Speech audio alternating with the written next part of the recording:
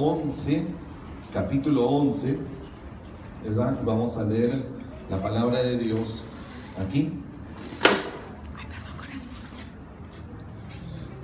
Bien, entonces estamos continuando con el estudio de la Biblia en el libro de Hechos, y hoy vamos a estar en el capítulo 11 y leeremos del versículo 19 al 30. ¿Okay? Hechos 11, del versículo 19 al 30. Y ustedes pueden notar, hermanos, al estudiar este libro, que así como en el Antiguo Testamento el libro de los orígenes se llama Génesis, ¿verdad? ¿No? Que nos habla de la creación y todos los principios que vienen ahí.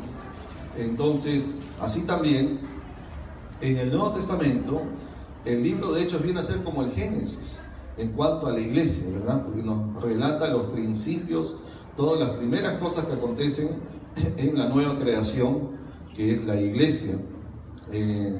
Por eso que esta parte que vamos a leer nosotros, que en la mayoría de Biblias viene como título La iglesia en Antioquía, yo le he cambiado un poquito también y les he puesto por título La primera iglesia extranjera. ¿Ok? Así vamos a poner de título Hechos 11 del 19 al 30, y el título es La primera iglesia extranjera. ¿Por qué no poner la palabra gentil, no? Que la palabra gentil es casi como un término despectivo para algunos, entonces mejor le vamos a llamar la primera iglesia extranjera. ¿Ok? ¿Pues lo tiene?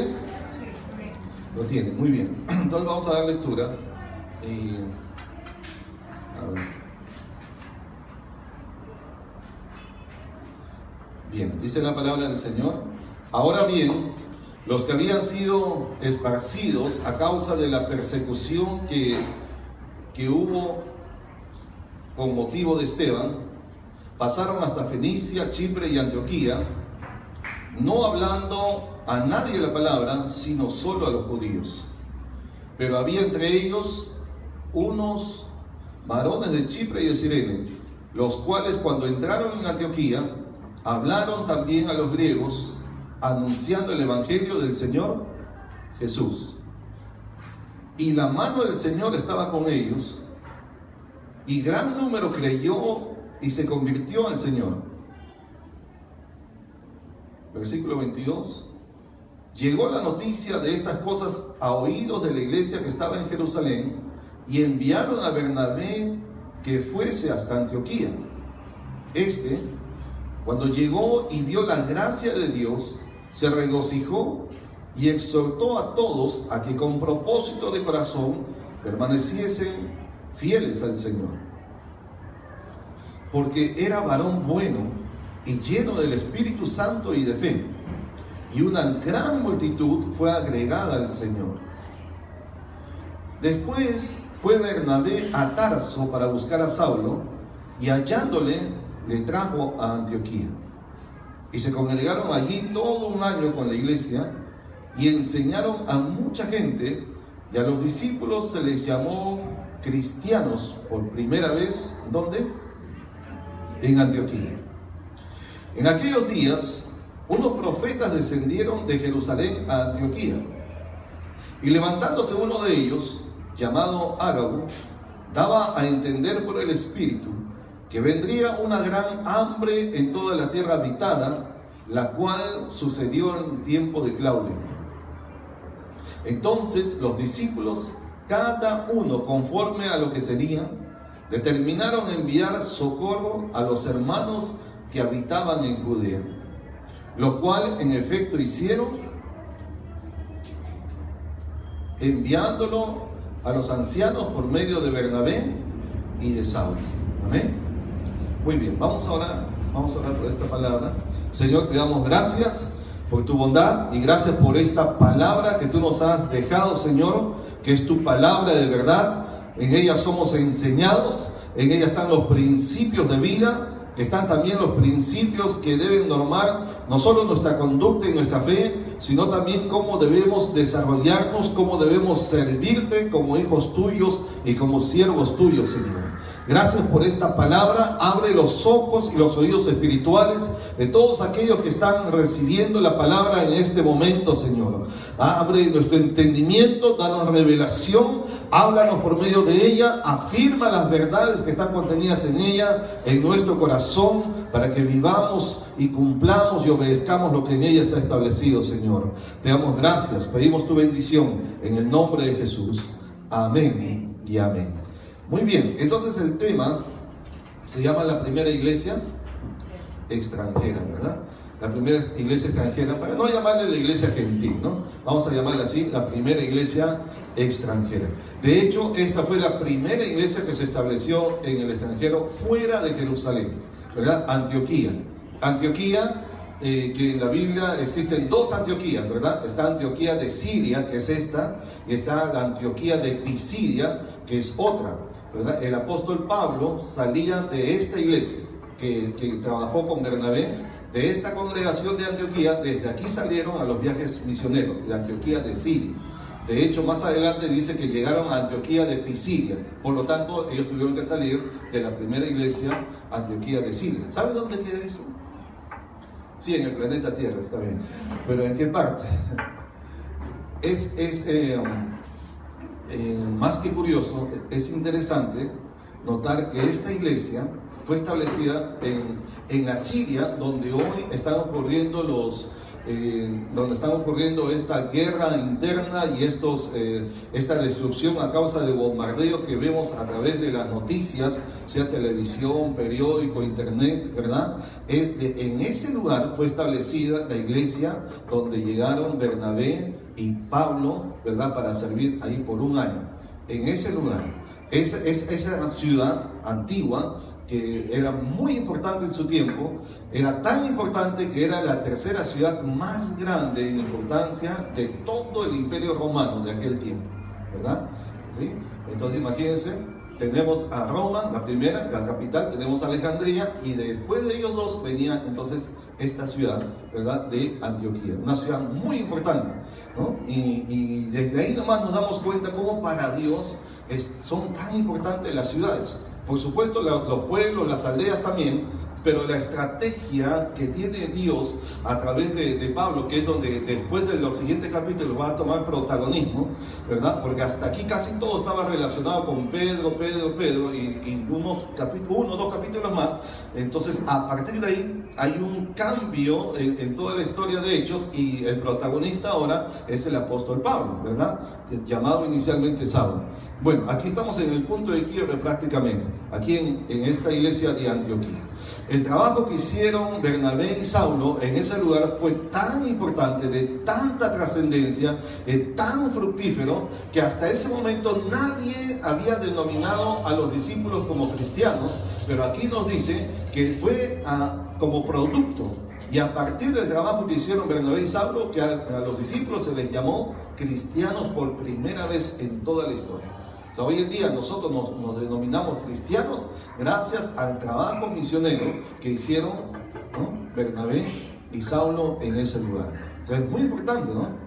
Y siendo un lugar que no estaba en Jerusalén, que no estaba dentro del territorio, digamos, considerado israelita o judío, entonces eso ya nos muestra también otro asunto, ¿no? Nos muestra el aspecto del amor de Dios hacia las naciones. Es decir, miren, escuchen con atención. Todos sabemos que Dios ama a Israel. ¿Alguien puede decir amén? Claro que sí, ¿verdad? Israel tiene un lugar especial en el corazón de Dios.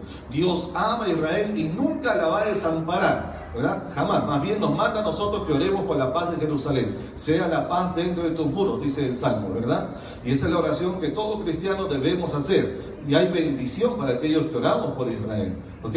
Pero el corazón de Dios no está limitado exclusivamente para Israel, como algunos podrían pensar, ¿verdad? Dios no está con una mirada solamente hacia Israel y no le importa todo lo que pasa fuera de Israel. No es así. El corazón de Dios es que Dios ama a todo el mundo, ama a todas las naciones, ama a gente de todas las lenguas, de todas las razas, todas las religiones y cualquier condición social, cultural, etcétera, ¿verdad? Dios realmente ama a todos y no quiere que ninguno se pierda. Y lo dice un judío llamado Pedro, ¿verdad? Dios no quiere que ninguno se pierda. Y ese ninguno incluye no solo a los israelitas, sino también a los que no son israelitas. ¿Estamos? Los extranjeros, ¿verdad? Llamados gentiles en muchos casos. Muy bien. Entonces, este corazón de Dios no fue entendido por los judíos. En el Antiguo Testamento, para los israelitas, siempre y aún ahora todavía piensan que el corazón, la visión y el actuar de Dios solamente tiene que ver con Israel, para Israel y desde Israel y exclusivamente con Israel. Ese tipo de pensamiento, de visión, es una visión limitada que muchos cristianos, muchos ministros de Dios comparten, de creer que Dios solamente, ¿verdad?, ponen a Israel como el reloj universal, ¿no? Y todo lo que acontece en Israel, entonces eso es lo que nos marca lo que va a suceder en el curso de la historia. No es exclusivamente Israel. Y recuerden que dentro del corazón de Dios está la iglesia. Y la iglesia de Cristo no está compuesta, aunque comenzó con judíos, pero luego vienen los llamados gentiles, los extranjeros. ¿Estamos? ¿Sí? ¿Están siguiendo hasta aquí? Entonces, Dios no se mueve exclusivamente con y a través de Israel, sino a través de su iglesia. Y este es el tiempo de la iglesia, recuerden. Y la iglesia está compuesta por gente de todas las naciones. Y eso lo vemos desde el Antiguo Testamento, desde la creación. Cuando Dios crea a Adán y a Eva, ¿qué les dice? Vayan y llenen toda. Es toda la tierra, es toda la creación. Porque fuimos creados para alabanza de su gloria. Dice: este pueblo es creado para mí, mis alabanzas publicará. Entonces, donde quiera que el ser humano fuera esparcido, debía llevar la imagen y la semejanza santa de Dios para gloria de Él. Lamentablemente Adán y Eva pecaron, desobedecieron, fallaron, no cumplieron con su misión, ¿verdad?, correctamente. Y luego entonces tenemos a través de la historia diferentes hombres y personas que Dios usa. Entonces, pero no solamente fue Abraham. En Abraham le fue llamada descendencia y será bendición a todas las naciones. ¿Se da cuenta? No dice solamente a Israel. El famoso texto de Juan 3:16 dice: de tal manera amó Dios a Israel. ¿Cuántos dicen amén? ¿Ya ven? Están atentos. No dice así. No dice que de tal manera amó Dios a Israel, sino que dice: de tal manera amó Dios al mundo. Y la palabra ahí es cosmos, es la humanidad, es la gente de toda la tierra, ¿verdad? Entonces dice de tal manera, o sea, qué calidad, qué nivel, qué clase de amor de Dios para el mundo. El amor de Dios no se circunscribe, no se limita únicamente para Israel, a quien amamos, respetamos, oramos, ¿verdad? Están en nuestro corazón y en nuestras oraciones, pero el amor y el corazón y la visión de Dios no es solo para Israel, es para todas las naciones. Por eso, en la nueva creación, que es la iglesia, el mandato de Dios, así como Adán, que no cumplió, ahora el nuevo mandato es: vayan también a todas las naciones. Y comenzando desde Jerusalén, dice Lucas, un gentil, ¿no? Pero debían ir a todas las naciones. Entonces, ese pensamiento de creer que solamente es Israel el foco de atención de Dios no es correcto completamente. Todo el Antiguo Testamento está lleno de hombres, personas que Dios usó para que su palabra, su mensaje, su persona fuera conocida en las naciones. Y tenemos Daniel, tenemos José, tenemos Jonás, tenemos cuántas personas, hombres de Dios, que salieron para que el Señor sea conocido en otras culturas, en otras lenguas, en otras naciones. ¿Estamos? Muy bien. Así que este pasaje que tenemos aquí, que acabamos de leer, Hechos 11, nos muestra que Dios no se ha olvidado de las naciones extranjeras, las naciones gentiles. Dios no se ha olvidado. Venezuela, Perú, Suecia, Rusia, Japón, China y la Conchinchina están en el corazón de Dios. Dios ama a todas las naciones y quiere que todas las naciones sean salvas, ¿verdad? Ahora, las naciones no van a ser salvas automáticamente. Tienen que llegar el evangelio hacia ellos, porque dice la Biblia, ¿verdad? ¿Y cómo irán? Sin haber quienes prediquen. Porque porque la fe viene por el oír la palabra de Dios. O sea, para que tengan fe para salvación tienen que oír el mensaje, la predicación, el hablar de la palabra de Dios. Pero ¿cómo oirán si no hay quienes prediquen? ¿Y cómo predicarán si no fueren enviados? Ahora, ¿de dónde son enviados? ¿De dónde tienen que ser enviados a las naciones? De la iglesia local, exactamente. De cada iglesia local. La forma como sean enviados, eso no es el problema. Algunos son enviados sin darse cuenta. Y yo digo que aquí en el Perú tenemos una cantidad grande de venezolanos que han sido enviados por Dios y ellos no se han dado cuenta. Y muchos están pensando que salieron por la crisis, y es verdad, en lo natural es verdad que han salido por la crisis, pero muchos no se dan cuenta, como el caso de José, ¿verdad? Que tuvieron que salir, pero mandados por Dios, enviados por Dios con un propósito. Y hasta el momento que ellos se den cuenta de esto, entonces no solamente su mentalidad, sino su actuar tiene que cambiar. Muchos peruanos salieron a las naciones en tiempos de crisis. Mire, ahora que la selección peruana está llegando a tantos países, ahí en Europa y otros lugares, usted ve que en cada país donde va a jugar se llena de peruanos.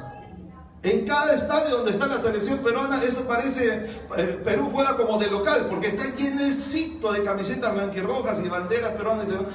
Y uno se da cuenta cuántos peruanos salieron fuera del país. Tiempos de crisis que todos conocimos. Tenemos más de 3 millones de peruanos que están afuera. Y muchos están dando cuenta, ahí están. Llegó a Suecia esta semana y está lleno. Llegaron a Austria, a Suiza y está lleno de peruanos. Entonces, el asunto, entre ellos hay muchos cristianos que salieron. En la crisis muchos cristianos salieron. Y algunos que se dieron cuenta, un huancaíno de aquí de Junín, Huancayo, y una hermana, esposos ellos, de Tarapoto, de la región San Martín, fueron a Europa en tiempos de crisis, y hoy en día, cerca de 30 años después, ellos tienen la iglesia latina más grande de toda Europa. Un huancaíno y una sanmartinense. Pastorean la iglesia más grande en toda Europa, de miles de personas. Pero salieron en tiempos de crisis. Y pasaron como 15 años en crisis, ahí están en Europa. Hasta el momento que se dieron cuenta que había un propósito de Dios en su vida para el cual habían sido llevados allá, ¿no? Y comenzaron a hacer la obra del Señor. Hoy en día tienen la iglesia más grande de toda Europa. Y están trayendo avivamiento y renovación a las iglesias europeas también. Y usted sabe que el latino es completamente diferente al europeo, ¿no? Entonces, imagínense.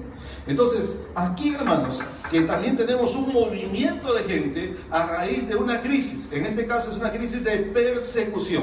¿Se acuerdan del capítulo 8 cuando leímos que se levantó una gran persecución, mataron a Jacobo, lo traspasaron a espada, y entonces muchos hermanos huyeron de Jerusalén, tuvieron que salir? ¿Se acuerdan ese gráfico que vimos ahí? Como la mentalidad judía era una mentalidad, digamos, donde se creía que todos tenían que venir, de todas las naciones tenían que llegar hasta Jerusalén, ¿ya? Desde todas las naciones a Jerusalén. Pero la mentalidad de Dios no es diferente, más bien desde Jerusalén debían de salir ¿a dónde? A Judea, a Samaria y a todas las naciones. Y todo lo que Dios establece, todo lo que Dios designa, hermano, tiene cumplimiento. Se va a cumplir definitivamente, ¿verdad? Lo quiera o no, le guste o no, se entere o no se entere, pero igual, todo lo que Dios ha establecido en su propósito perfecto se va a cumplir. ¿Alguien puede decir amén? Así es. Entonces aquí podemos observar cómo el Espíritu de Dios, que es el agente invisible en todo este libro de Hechos, en todo el nacimiento y el desarrollo de la iglesia cristiana, el Espíritu de Dios mueve a los creyentes hacia no solamente los lugares donde estaban los judíos, sino que luego ellos son movidos a acercarse a los no judíos, a los extranjeros.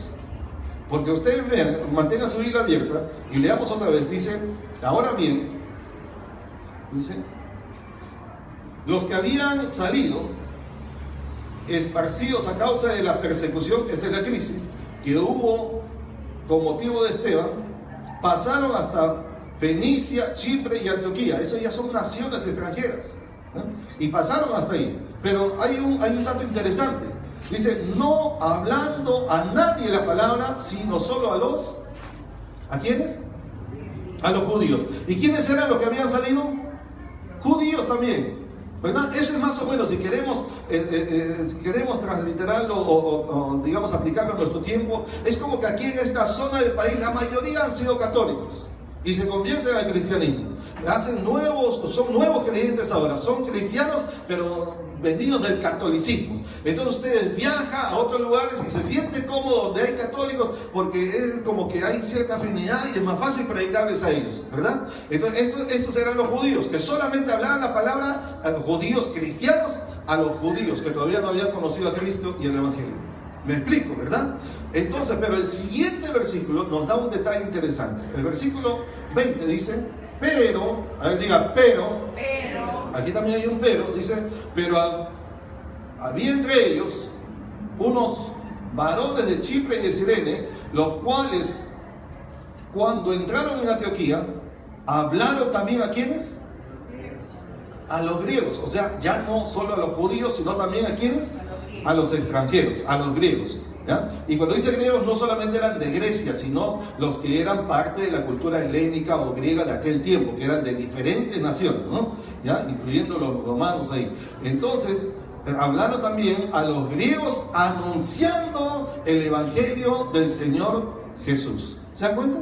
Entonces, mire, le voy a decir algo. Y para las personas que nos escuchan también en el Facebook y en el internet, mire, ¿cómo se establece una iglesia local? Aquí hay una guía que muchos no se dan cuenta, de 5 pasos para establecer una nueva iglesia local. Aquellos que llaman fundar iglesia, establecer una obra nueva, aquí hay una guía de 5 pasos para establecer una obra nueva, ¿no? Todos aquellos que quieran abrir una nueva iglesia, una nueva congregación, una obra nueva, un ministerio, ¿verdad? Entonces aquí en 5 pasos les va a decir. ¿Saben cómo se hace? Número 1, versículo 19, saliendo de la iglesia local. A ver, diga, saliendo. Dígalo fuerte, saliendo. Ahora dígalo con convicción, fuerte, saliendo. Eso. Entonces lo primero que hay que hacer, ¿qué cosa es?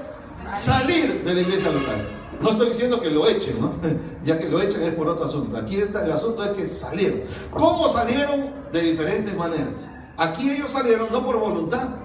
Ellos no salieron porque dijeron, bueno, vamos a hacer la obra misionera, vamos a predicar el evangelio a otras tierras, vamos a llevar la palabra del Señor. No, ellos no tenían deseo de salir, ellos estaban bien cómodos ahí en Jerusalén, estaban chéveres, todo estaba bien bonito, ¿verdad? Porque más que vino la unción de Dios, algo está cayendo y era el Espíritu Santo que vino sobre ellos. Estaban felices y contentos hasta que vino la persecución. ¿Se acuerdan de aquella vez que les dije? La iglesia tiene que caminar por amor o por dolor, pero tiene que caminar.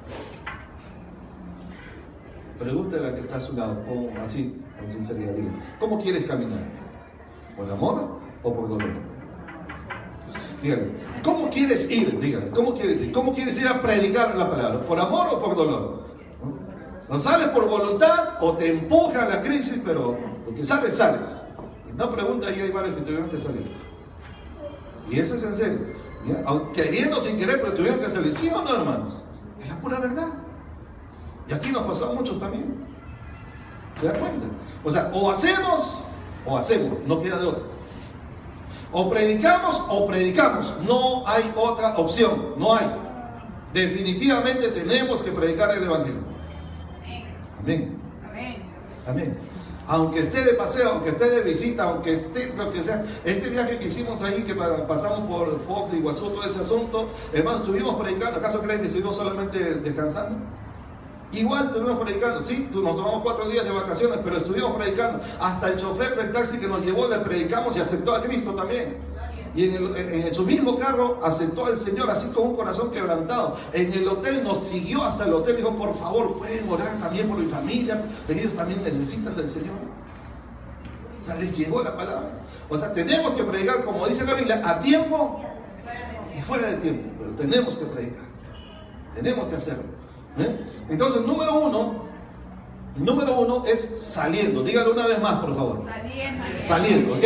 O sea, definitivamente hay que salir. No estamos diciendo expulsando, no, saliendo, ¿ok? O sea, entonces, usted sale, sea porque se va de viaje a otro lugar, ¿verdad? Pero está saliendo, tiene que saber que debe salir con una misión. ¿Y la misión cuál es?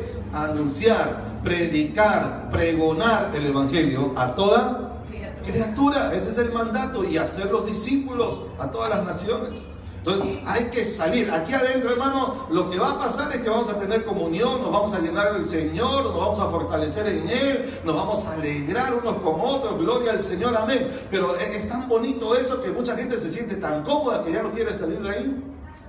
Están como Pedro cuando vino la transfiguración de Jesús ahí en el monte, ¿verdad? Y wow, se reveló Elías, se reveló Moisés, wow, qué cosa tremenda pasó ahí. Y que dijo, que ya tenían que moverse, ¿no? Ya tenían que seguir caminando. Y que dijo Pedro, comenzó a hacer una cabañita, pero dijo, Señor, acá está bonito, quedémonos acá nomás. Eso está bien chévere, ¿para qué nos vamos a mover aquí? Este ambiente está bien lindo. O sea, no se ponga tan cómodo, hermano, que en algún momento tiene que moverse. ¿Estamos? Bueno, aunque sea con miedo, dígame, pero igual. Uno, saliendo. No importa cómo salga. No estoy hablando porque salga por una disciplina de la iglesia. Ese es otro asunto, ¿no? Pero sale por viaje, sale por crisis, sale por necesidad, sale enviado, que es mucho mejor, ¿verdad? Pero sale, hay que salir. Aunque sea por un tiempo y volver, como hacía Pablo, ¿no? Y su equipo misionero. Salían, pero volvían a la iglesia, ¿no? ¿Ok? Pero hay que salir. No va a pasar nada mientras que estamos adentro.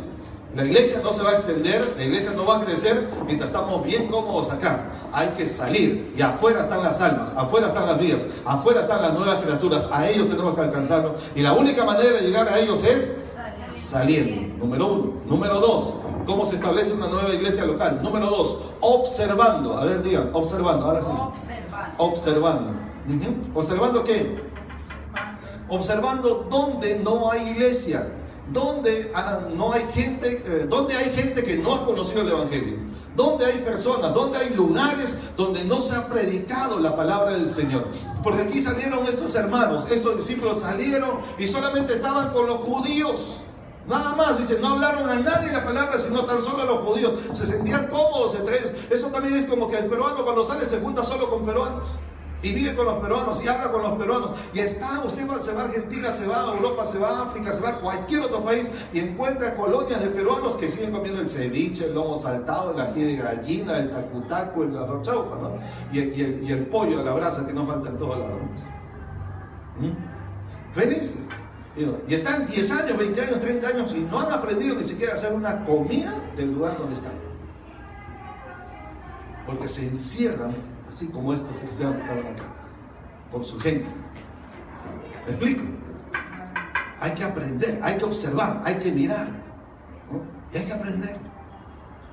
Hacerse a la gente. Pablo dijo, yo a los griegos me hago griego, al judío, al hebreo también me hago hebreo, pero cuando yo soy hebreo, yo soy judío, muy bien, cuando estoy con ellos soy judío, pero cuando voy a los griegos, o sea, la gente de otras naciones, me hago como ellos. No significa perder la identidad cultural nacional de cada uno, simplemente por amor de Cristo, como dice Pablo, para que todos puedan conocer el Evangelio. Entonces cuando yo voy a los japoneses, tengo que hacerme como un japonés.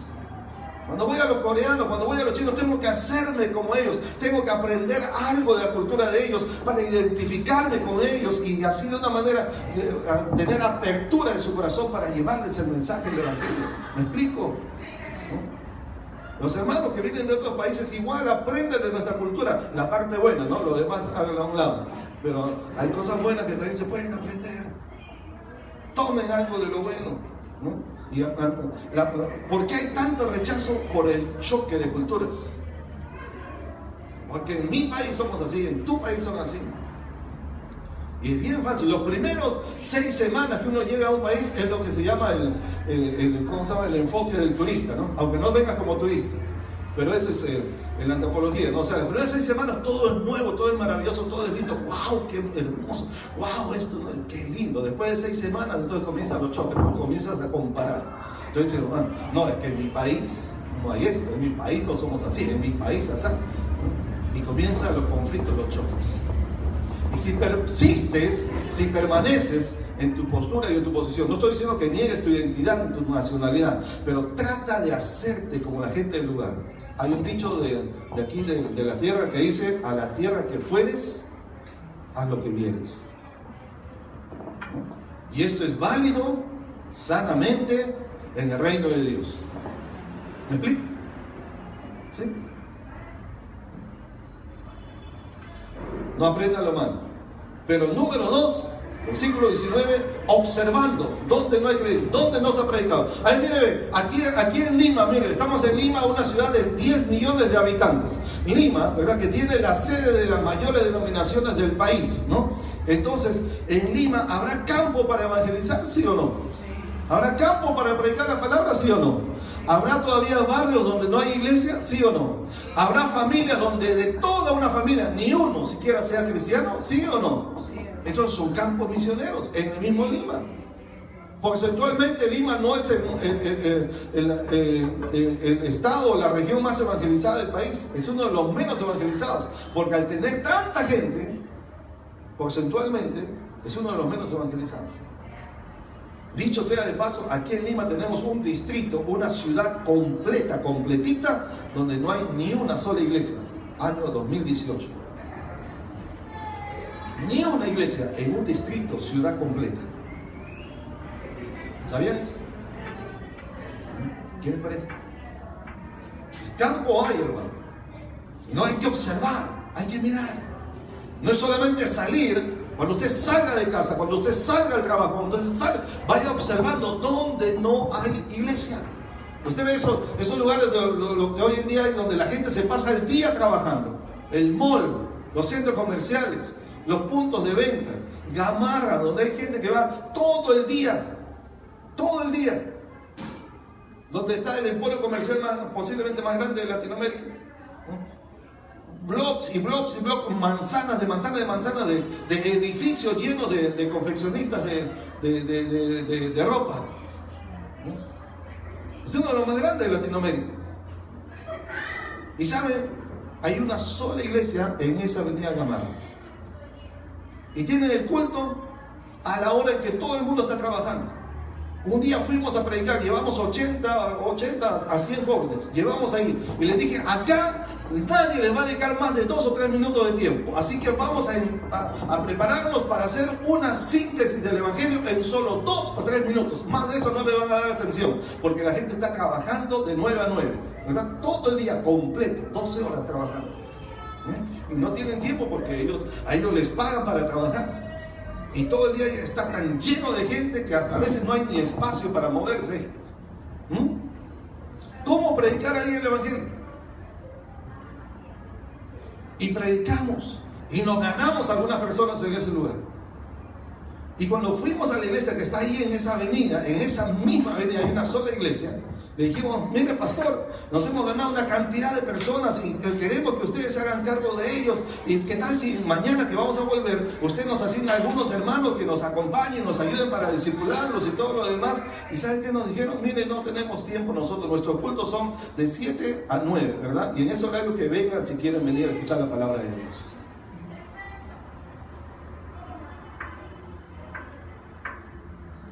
¿Qué hacemos?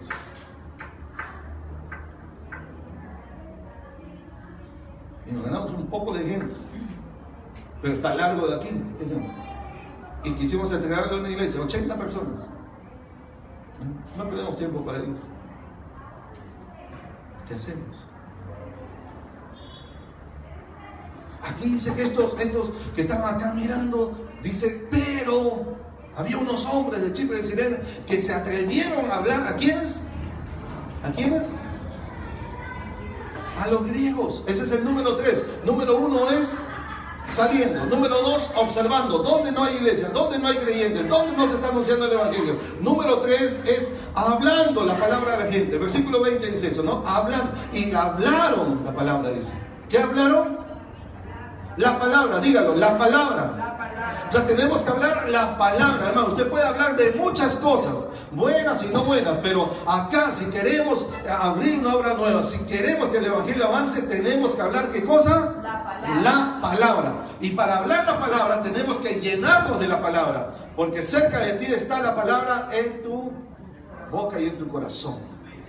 Para que salga de nuestra boca, tiene que estar primero en el corazón, porque de la abundancia del corazón habla la boca. si mi corazón hay abundancia de palabras, quiere decir, me llené de la palabra, comí la palabra, leí la palabra, estudié la palabra, medité la palabra, me lleno de la palabra, de manera natural, lo que yo hable siempre va a estar impregnado de la palabra. Acá dice, hablaron la palabra. No estaban hablando del clima, no estaban hablando del mundial, ni del mundial que había, ¿no? Bueno, los Juegos Olímpicos de ese tiempo. Ellos hablaron, ¿qué? La palabra, hermano. Ese es el número 3. Salimos, observamos donde no hay, nos acercamos y le hablamos la palabra. Hable de la palabra. Que sus conversaciones están llenas de la palabra. Cuando usted habla, ¿de qué habla? ¿En qué gasta su tiempo? ¿Qué es lo que usted dice? ¿Hay palabras de Dios en su hablar? Examinémonos. Y si no hay, llenémonos más. Y si no lo hay, sea un desafío, es un llamado. Vamos a hablar, ¿qué? La palabra. Número 4, ¿no? Luego dice, anunciando el Evangelio. Ya no es solamente hablar la palabra, sino que ahora ya comenzamos a anunciar el Evangelio, que son las buenas noticias, las buenas nuevas de salvación.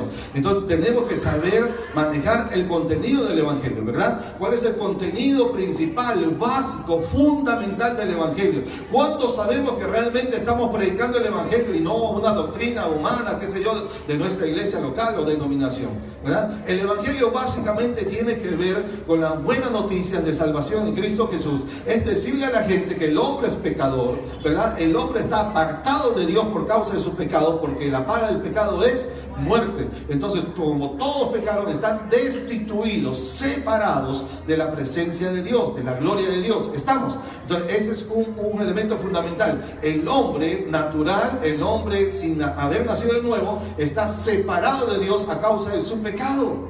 Entonces, ¿cuál es la solución para eso?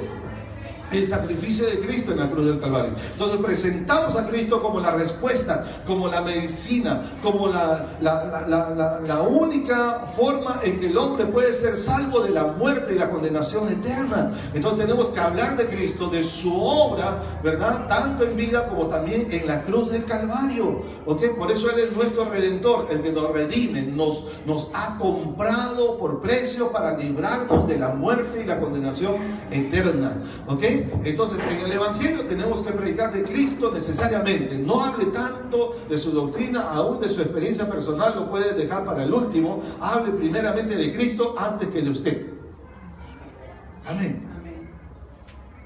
Y tiene que haber dentro del Evangelio también, ¿verdad?, el señalamiento del pecado. Que la gente debe saber, debe tener convicción de pecado. No solamente tener un conocimiento acá en la mente de que es pecador y que hay algo malo y algo bueno, algo que agrada a Dios y algo que no. No, es llegar a la convicción en su corazón, ¿verdad?, en su espíritu, de que por causa de su pecado está condenado y necesita el perdón de Dios, necesita ser salvo y él solo no se puede salvar.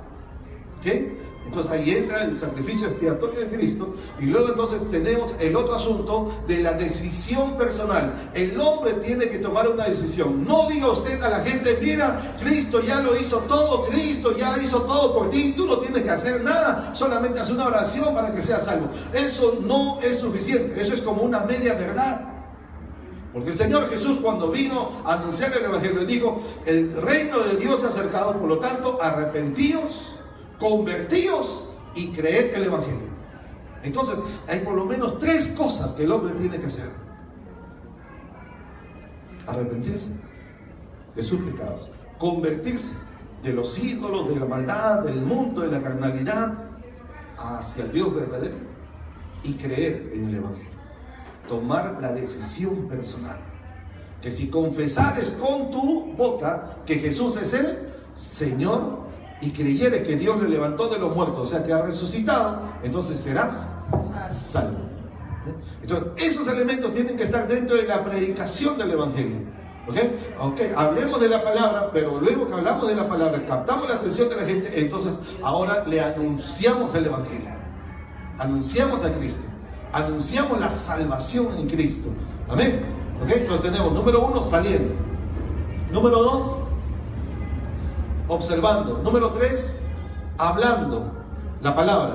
Número 4, anunciando el Evangelio. Y número 5, Entonces, dependiendo de la ayuda de Dios. Noten lo que dice el versículo 21. Quiero que pongan su mirada ahí, que es importante lo que dice acá, porque una vez que aquellos hermanos que se atrevieron, porque mientras que unos solamente hablaban con los judíos, ¿verdad? Solo a los judíos, pero había otros hombres que, ¿verdad? Le hablaron también la palabra y anunciaron el evangelio a los griegos. Entonces el versículo 21 nos dice algo muy importante que viene a ser una promesa para nosotros también, ¿sí? Entonces dice, versículo 21, y la mano del Señor, ¿qué cosa? La mano del Señor, ¿qué? Estaba con ellos. ¿Con quiénes? ¿Con quiénes? Con los que se atrevieron a hablar la palabra, no solo a los judíos, sino también a los extranjeros, a los griegos, gente de muchas otras naciones, ¿verdad? Entonces, cuando alguien se atreve, alguien toma el desafío, alguien dice, yo voy a predicarle el evangelio, ¿verdad? No solo a los católicos, también me voy a atrever a predicarle ¿cómo diríamos acá estos que van tocando las puertas? ¿Cómo se llama? A un testigo de Jehová, a un adventista, a un mormón, a los de barba larga, ¿cómo se llama? Israelitas acá, pero los que están en otros países, musulmanes, a un budista. ¿Usted cree que se pueden convertir o no? Yo sí creo. ¿Es fácil? No, no es fácil. No es fácil. Así como es tan complicado ganarse no imposible, pero no es tan fácil ganarse un testigo de Jehová, pero es posible. También los musulmanes así son bien bravos. Pero se puede ganar, hermano. Porque no somos nosotros los que los convencemos, es el Espíritu de Dios. Y creo que cuando alguien se atreve a predicarles a gente así, que no, porque usted no lo ve así como tan facilito, ¿no? Como un pescadito fácil. No. O sea, atrevas a predicar a un deportista, atrevas a predicar a un artista, atrevas a predicar a un empresario, a un profesional, atrevas a predicar a gente que usted nunca ha predicado. Y la Biblia dice aquí, la mano del Señor estará con ustedes. Como estuvo aquí, la mano del Señor estuvo con ellos. Atrevámonos. ¿Dónde vamos a llenar esas sillas, esos espacios ahí? En cada iglesia. ¿Esperamos que vengan solos? ¿O hay que ir y pescarlos? Saliendo. Y cuando salga, cada vez que salga, acuérdense, observe dónde no hay cristianos, dónde no se ha anunciado el evangelio, dónde no hay iglesia. Y como dice Pablo, y me esforcé en predicar donde Cristo no haya sido anunciado. Esfuércese en eso. ¿Estamos? Y atrévase, hable la palabra, predique el evangelio. Y entonces tendremos esta promesa. Entonces depende del Señor. Usted no se amedrente, no le dé miedo, hermano, de predicarle a un empresario, a alguien que usted nunca haya predicado. No, y si le predico a no, ¿qué haces? No, qué bravo, no. Confía en esta palabra que dice, la mano del Señor estaba con ellos. Dios le va a usar a usted cuando se atreva a predicar a gente que nunca ha predicado, a gente que usted cree que son complicados, que son difíciles, que quizás no oigan el evangelio. Ellos se atrevieron y la Biblia dice que Dios los acompañó, ¿y qué más pasó? Y creyó gran número de ellos. La gente está ahí, hermano. Aquí somos unos cuantos. Allá afuera están los millones de personas. Solo en esta ciudad tenemos 10 millones esperando ahí afuera. Solo en esta ciudad. Así que no necesitamos, y esto va para nuestros consiervos también, y estar peleándonos, quitándonos las ovejas de una u otra congregación. Hay tanta gente que necesita a Cristo allá afuera que no necesitamos estar invitando a hermanos de otras iglesias. No lo hagan, yo siempre lo digo, ustedes lo saben. No inviten, no prediquen a los cristianos. ¿Para qué? No añaden ni una persona al reino cuando un cristiano es trasladado de una iglesia a otra iglesia. Van creciendo algunas iglesias en cantidad. La iglesia local crece en cantidad de personas, pero son miembros que han sido trasladados de una congregación a otra. En la iglesia local puede crecer, pero el reino de Dios no está avanzando, porque no se está añadiendo un alma, una vida en el reino de Dios. Solamente hay un traslado de miembros de una congregación a otra. Es lo que yo le llamo el crecimiento artificial de la iglesia. ¿Me explico? Concéntrese en buscar a la gente que no conoce a Cristo. Gánese en su vida, hermano, en su vida, siquiera un alma para Cristo. Creo que es lo mínimo, ¿no? Lo mínimo. Y de ahí para adelante, siquiera en su vida, que usted diga, me gané un alma para Cristo. Usted ya se ganó un alma, ¿ok? No se contente con eso. Ya se ganó un alma, a ver, gánese 2 más, gánese 10 más, gánese 20 más. ¿Aló? ¿Está bien? Pero de aquí en más, hermano, ya no esté pensando solo en venir al culto. Venimos para adorar y salimos a evangelizar. Salimos. No, disculpe una pregunta, pero uno puede, iba sola, pero la palabra dice que debemos de ir de 2 personas. ¿Cómo es eso? No hay problema, hermana Rosita. Mire, el Señor Jesús envió de 2 en 2 y eso es cierto. Y es mucho cuando son enviados por la iglesia, cuando son enviados a una misión, ¿ok? Ahí no deben ir solos. Pero en nuestra vida diaria, como el Señor a veces le predicó a una sola persona, a Zaqueo, a la mujer samaritana, a este hombre que vino de noche, Nicodemo, una sola persona, él solo también, ¿verdad? Entonces no hay problema. En nuestra vida diaria podemos predicar la palabra así, nosotros, donde estemos, saliendo del camino, a un vecino, cuando va a comprar una tienda, en el mercado, en el súper, qué sé yo, ¿verdad? No hay ningún problema.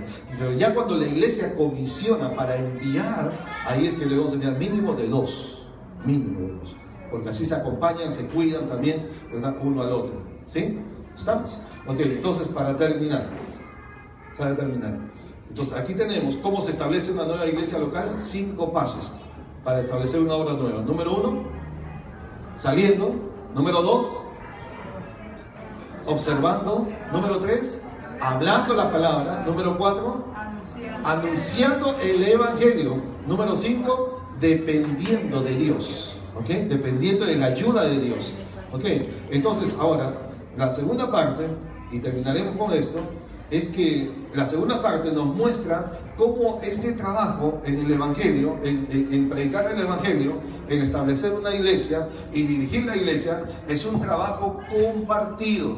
Es un trabajo que no lo puede hacer una sola persona. Mire, lo vamos a ver acá. Aún teniendo a Saulo, teniendo a Bernabé, tremendos hombres de Dios. Bernabé fue antes que Saulo, ¿verdad? ¿Cierto? ¿Cierto? ¿Sí? Bernabé fue antes que Saulo. Aunque Saulo como que desarrolló un poco más, mucho más, adelante, ¿verdad? Pero antes de él estaba Bernabé. ¿Qué sucede cuando esta gente dice que un gran número de ellos, o sea, ya una multitud se añadió, y la Biblia dice ahí, usa esa palabra, una multitud? Entonces estamos hablando ya de miles de personas en Antioquía, una ciudad grandísima en su tiempo, ¿verdad? Entonces se convierten, ahora, ¿qué va a hacer Bernabé? Porque los que predicaron ahí, ustedes saben que no fue ningún pastor, no fue ningún apóstol, ni profeta, ni evangelista, ni maestro. Ninguno de los 5 ministerios. ¿Cierto?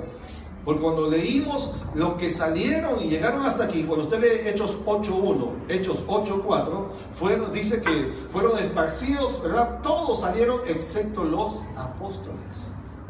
O sea, los que salieron fueron miembros de la iglesia. Y ahora nos encontramos a esos miembros que salieron, aquí en Hechos 11 los encontramos, ¿verdad? Predicando el Evangelio en Antioquía. También en otros lugares, pero aquí los vemos en Antioquía. Y estos eran miembros de la iglesia, que se atrevieron de toda esa cantidad de los que llegaron a ese lugar, un grupo más reducido se atrevió a evangelizar, a predicar el Evangelio, ¿verdad? A los extranjeros, vamos a decir, a los no judíos.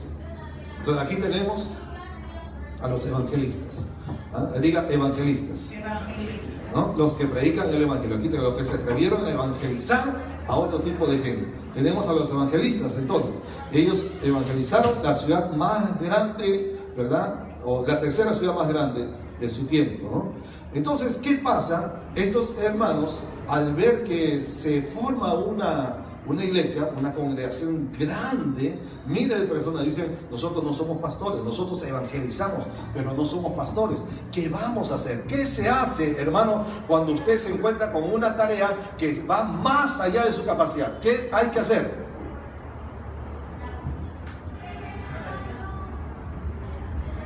Sí, buscar a Dios, eso de fijo, pero en lo humano, ¿qué hay que hacer?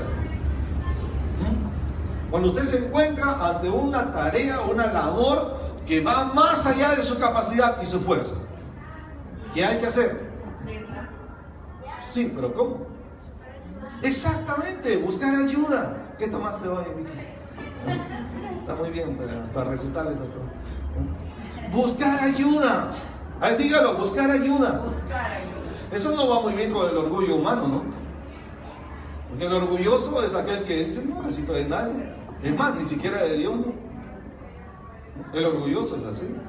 El orgulloso es que dice, yo puedo, yo soy el primero, ¿yo para qué? Yo, suficiente, yo no más. ¿No?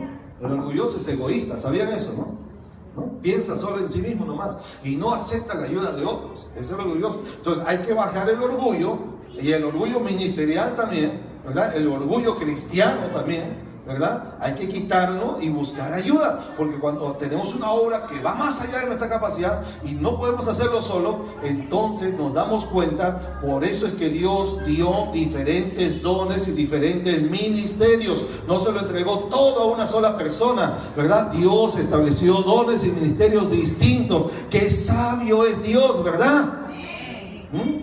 O sea, tenemos los apóstoles que se quedaron en Jerusalén. Y aquí salen los hermanos, de entre ellos hay unos evangelistas, predican el evangelio. Se dan cuenta que son buenos para ganar almas, pero ellos no son pastores. Entonces, ¿qué hacen? Llaman a Jerusalén, ¿verdad? Mandan un WhatsApp: hermano, por favor, abrimos una obra acá, ¿verdad? En Antioquía. Y ¿saben qué? Hay un montón de gente y no sabemos pastorear nosotros. ¡Ayúdennos! Entonces, ¿qué pasa? Jerusalén, la iglesia madre, les envía a Bernabé. Bernabé se hace cargo de la iglesia. Entonces tenemos el pastor. El primer pastor de la iglesia extranjera fue Bernabé. Ahí está. Entonces tenemos a Bernabé.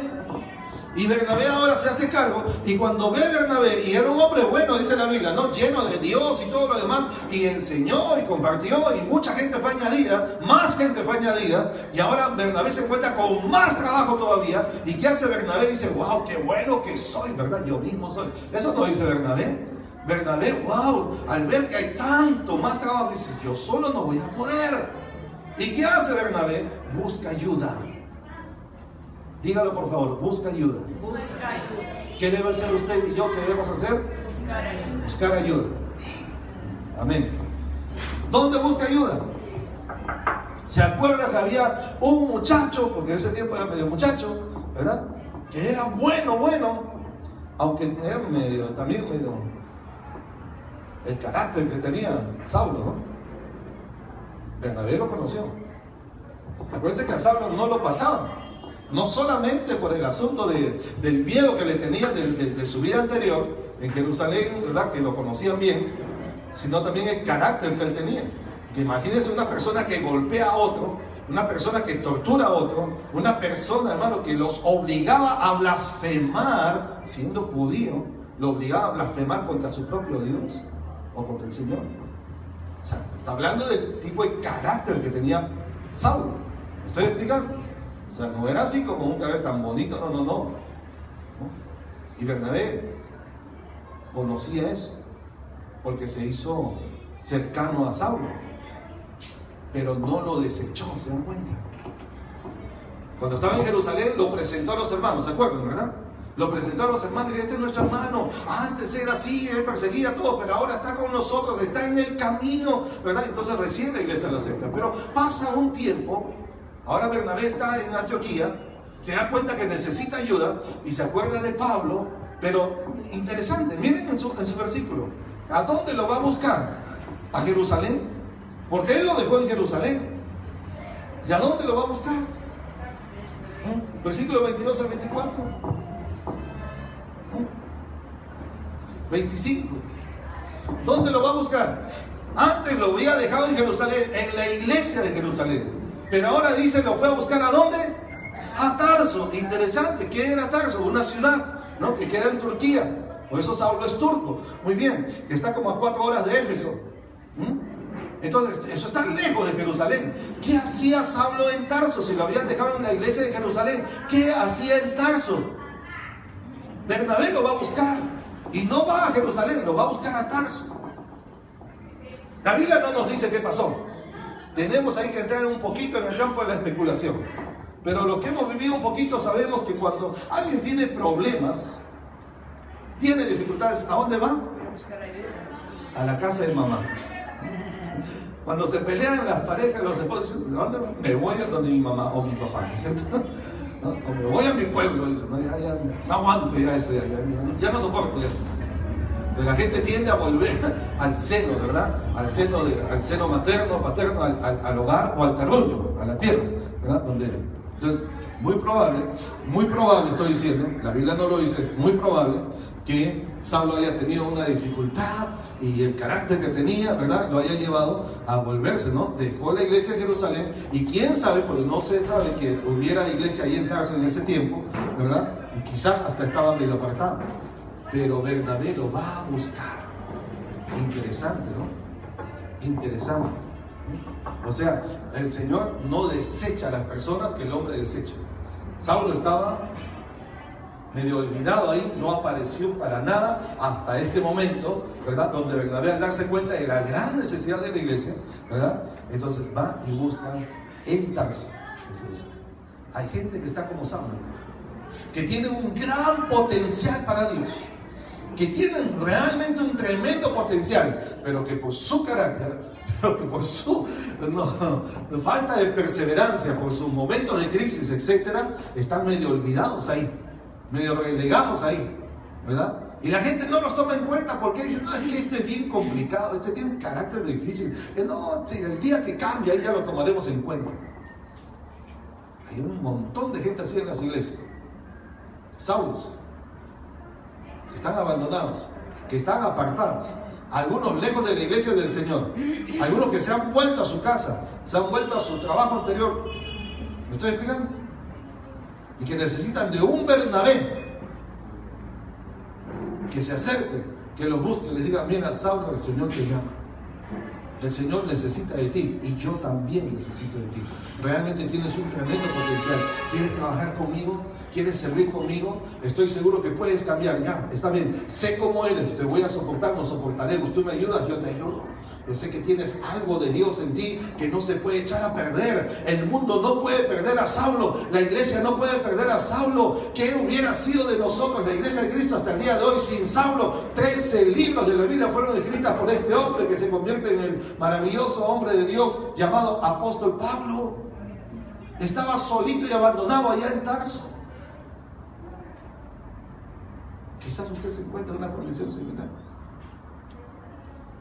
Entonces alguien que nos escucha en este momento está en esa condición. Y Dios te está buscando y te va a enviar un Bernabé a tu encuentro. Quizás hasta yo mismo sea ese Bernabé para decirte, Dios te está llamando y vuelve al servicio de Dios. Dios quiere usar tu vida. Pero tienes que volver. Tienes que reactivarte. Hay gente que tiene tremendo potencial. ¿Qué vas a hacer con tu potencial? ¿Te vas a morir con el potencial? Con solo potencial no hacemos nada.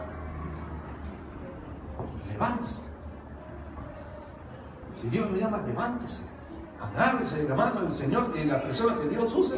Dígale, estoy listo, voy a volver. Y vamos a servir. Y vamos a hacer la obra del Señor. Como dicen en el ejército, reengánchese al servicio. Bueno. Casi se pierde Saulo. En la primera fue Bernabé. Y en la segunda nuevamente Bernabé. Necesitamos de los Saulos, pero también necesitamos de los Bernabés, para que no se pierdan los Saulos. Necesitamos Bernabés, hombres, mujeres en la iglesia, que vayan a buscar a los Saulos, que animen a los Saulos, que levanten a esos que están así, ¿verdad? Medio desanimados, medio desalentados, medio apartados, medio olvidados. Por favor, observen, miren. Un hombre no puede hacer todo. Necesito su ayuda. Los apóstoles no fueron a buscar a Saulo, fue Bernabé. ¿Me explico? ¿No?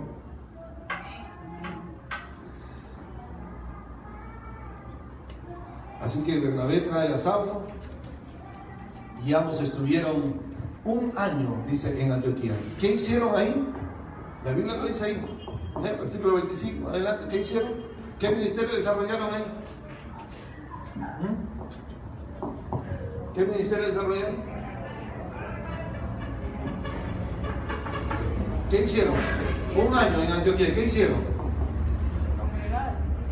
Se congregaron y luego enseñaron Ahí diga, enseñaron a mucha gente durante un año. Entonces ahí está el ministerio de maestros. ¿Se da cuenta? Tenemos los apóstoles, ¿no? Tenemos los pastores, tenemos los evangelistas, ahora tenemos los maestros. ¿Quién falta? Para completar el cuadro completo.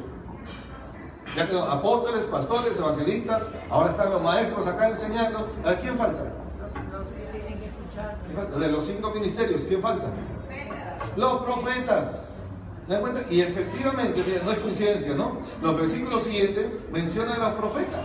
En esos días descendieron desde Jerusalén a Antioquía unos profetas, entre los cuales había uno llamado Ágabo, que predijo que una gran hambre vendría sobre la ciudad, sobre toda la tierra habitada. Tenemos los 5 ministerios ahí. ¿Se dan cuenta? O sea, están ahí. Entonces, ¿qué nos está diciendo Dios con eso?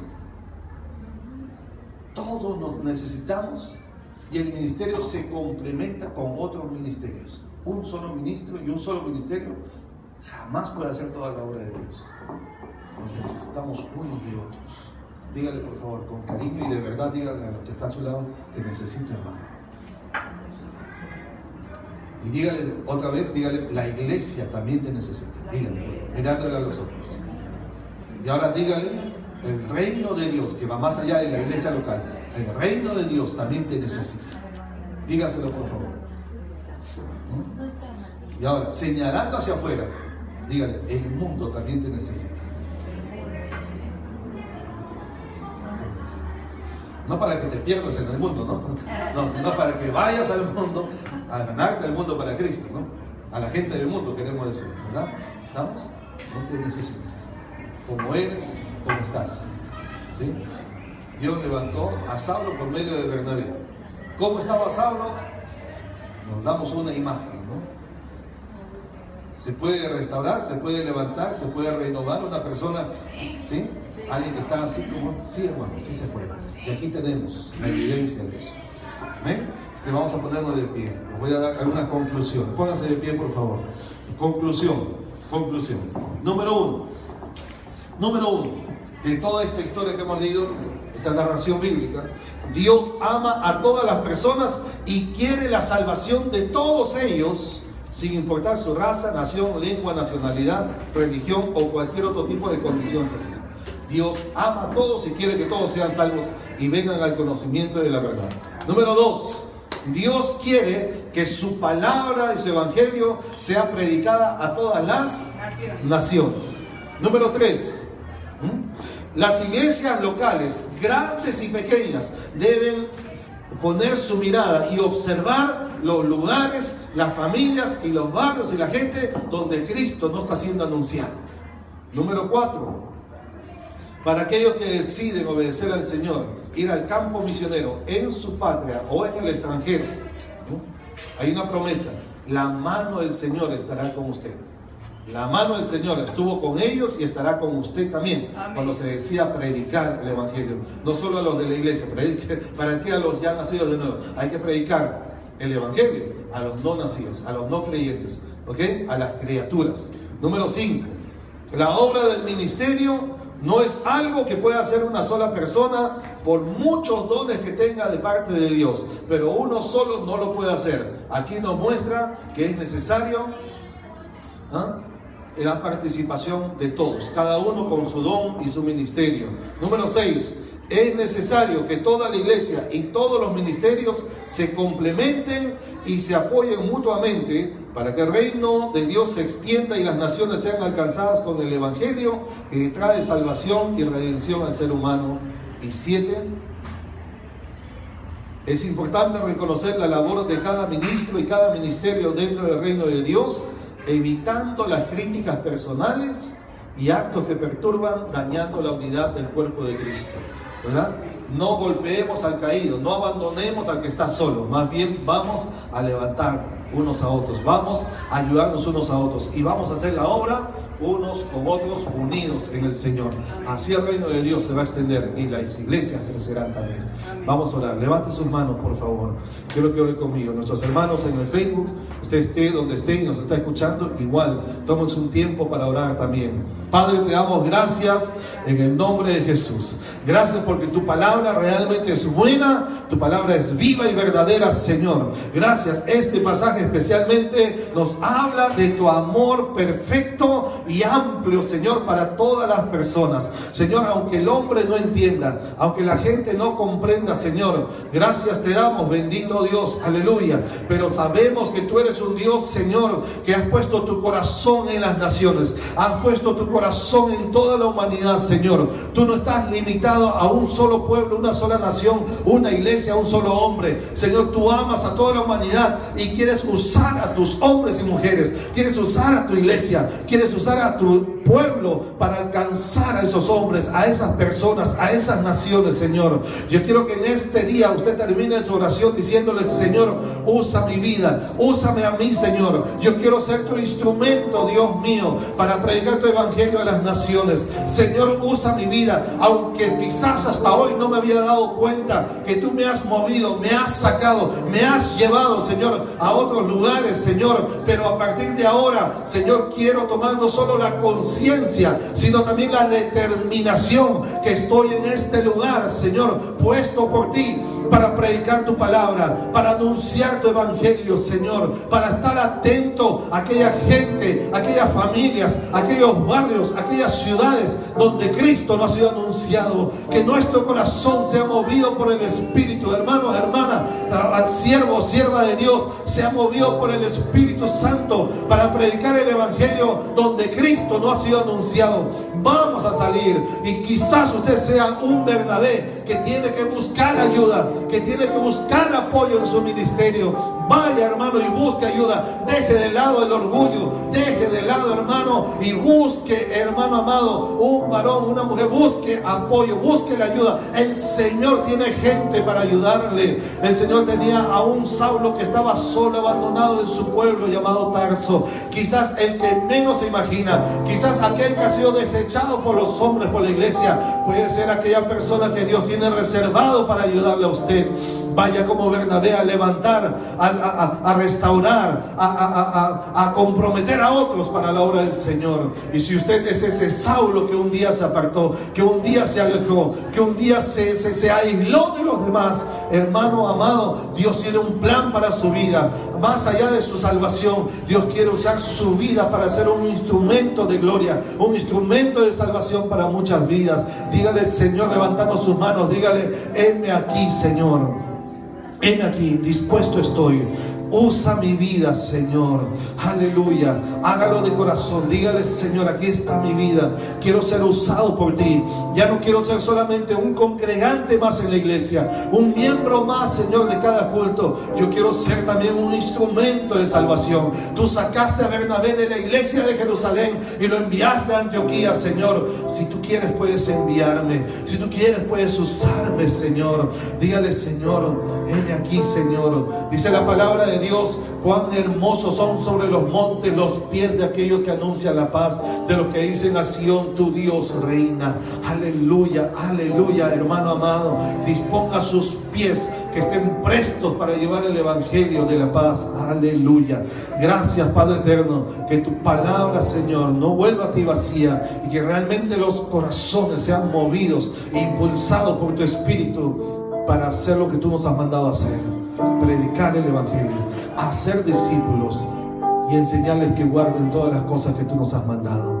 Gracias, Padre eterno, en el nombre de Jesús. Amén. Amén. Gracias, Señor. Gracias. Vamos a darle un aplauso al Señor y a despedirnos de nuestros amigos del Facebook y del internet. Que Dios los bendiga a todos. Gracias, Señor.